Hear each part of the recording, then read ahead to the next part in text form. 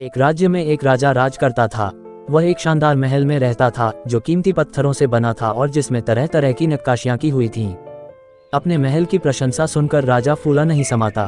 धीरे धीरे उसमें घमंड घर कर गया। जो भी उसके महल में आता वह अपेक्षा करता कि उसके महल की प्रशंसा करे।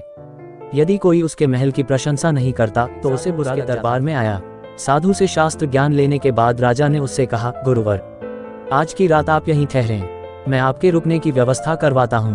या राजन, इस सराय में मैं अवश्य ठहरूंगा। अपने महल को सराय कहे जाने पर राजा के अहंकार को चोट लगी।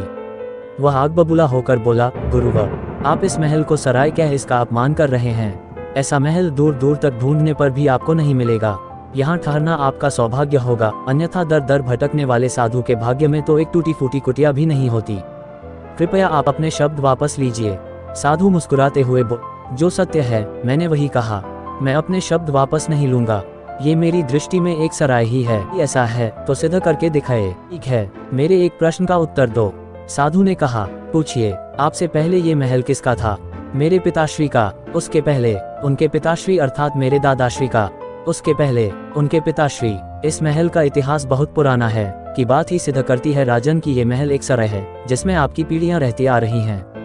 आपके दादाश्री भी रहे, उसके बाद आपके पिताश्री, फिर उन्हें इसे छोड़कर जाना पड़ा, ठीक वैसे ही जैसे सराय में कुछ दिन रहने के बाद उसे छोड़कर जाना पड़ता है। आप भी एक दिन इस सराय को छोड़कर चले जाएंगे, तो फिर इसका इतना घमंड क्यों? साधु की बात सुनकर राजा बहुत प्रभावित हुआ। उसकी आंखों पर पड़ा घमंड का पर्दा उठ गया। वह हाथ जोड़कर साधु से बोला, गुरुवर, आपने आज सत्य से मेरा सामना करवाया। अब तब मैं अपने अहम में डूबा हुआ था, मुझे क्षमा कर दें। साधु ने राजा की क्षमा किया और उस रात महल में रुककर अगले दिन वहां से प्रस्थान कर लिया। ये दुनिया एक सराय की तरह है जहां लोग आते हैं और कुछ दिन रहने के बाद चले जाते हैं।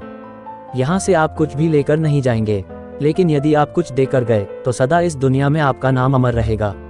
इसलिए अच्छे कर्म कीजिए, लोगों की सेवा कीजिए और इस दुनिया को बेहतर बनाने में अपना योगदान दीजिए।